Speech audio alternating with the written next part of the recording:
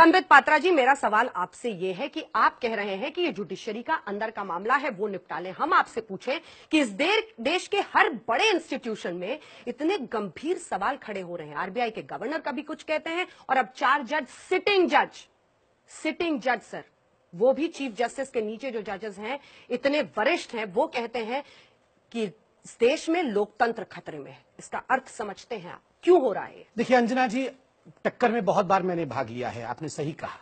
मुझे आज लगता है कि टक्कर नहीं होना चाहिए, आज सामंजस्य होना चाहिए।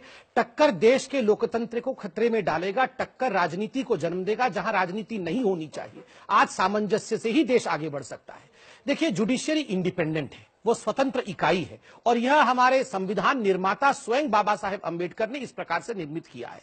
अगर 4 जजेस वर्सेस जुडिशियरी हो रही है, 4 जजेस versus chief justice of India हो रहा है, आप ये इंटरप्रिटेशन सर आपको सूट करता है? नहीं, क्योंकि एक सेकंड, एक लाइन उसमें क्या है कि ऐसे फैसले जो देश को प्रभावित करते हैं उनमें पक्षपातपूर्ण रवैया चीफ जस्टिस अपना रहे हैं, लोकतंत्र खतरे में है। लोकतंत्र चीफ जस्टिस ऑफ इंडिया की वजह से सिर्फ है या फिर उनका इशारा है कार्यपालिका तक पर भी?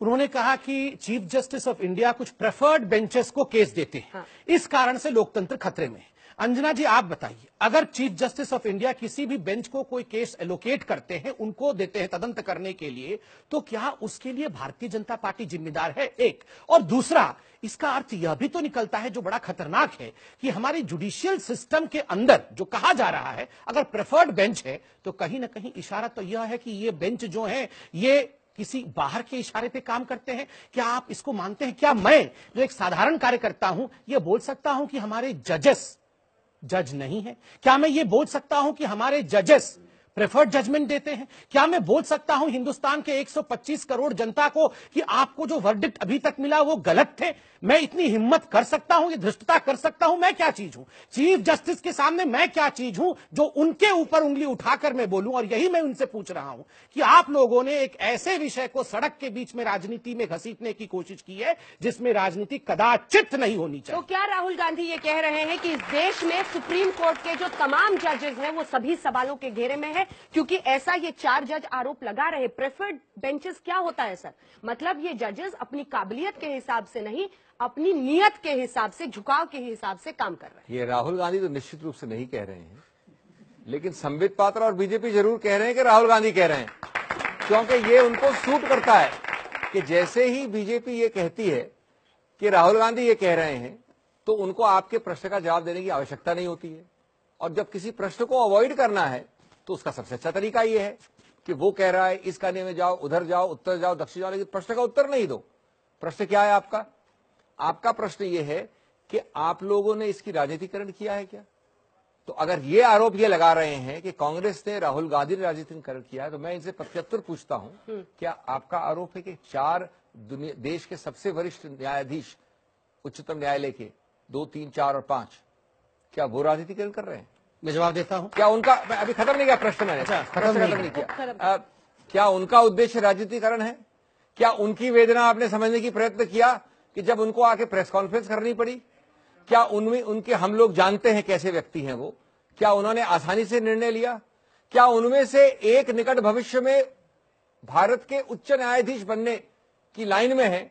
उसके लिए कितना धैर्य चाहिए, कितना प्रोत्साहन, कितना हौसला चाहिए?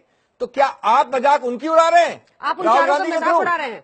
मैंने आपको बड़े स्पष्टता से कहा कि चीफ जस्टिस या 4 जज जिनके बीच में आज कहीं ना कहीं एक प्रेस कॉन्फ्रेंस के माध्यम से खिंचाव चल रहा है, हाँ। हम दोनों से उतनी ही दूरी पर हैं। हम न्यूट्रल होकर देख रहे हैं। हम नहीं चाहते हैं जो आंतरिक विषय है उस पर मैं टिप्पणी करूं। मैं कौन हूं? मैं अगर कहता हूं कि नहीं सही बात है, प्रेफरेंशियल जजेस होते हैं, कुछ ऐसे जजेस हैं जो अपने मन मुताबिक बाहर के हिसाब से जजमेंट देते हैं और चीफ जस्टिस अच्छे नहीं है। अंजना जी, ये मैं कहने की हिम्मत कर सकता हूं क्या? या ये कहना उचित है कि कुछ जजेस को अच्छा कहूं और कुछ जजेस को बुरा कहूं? मैं इसमें राजनीति बिल्कुल नहीं करना चाहता। यह आंतरिक विषय सुप्रीम कोर्ट का है, कोलिजियम का है। कोलिजियम को ही इसमें, राहुल गांधी कोलिजियम में है क्या? ये राहुल गांधी के कोलिजियम में घुस गए जाके। देख, नहीं, ये कोलिजियम के 5 लोगों में से 4 एक तरफ खड़े हैं, एक तरफ खड़े हैं, बीच में राहुल गांधी क्यों खड़े हैं?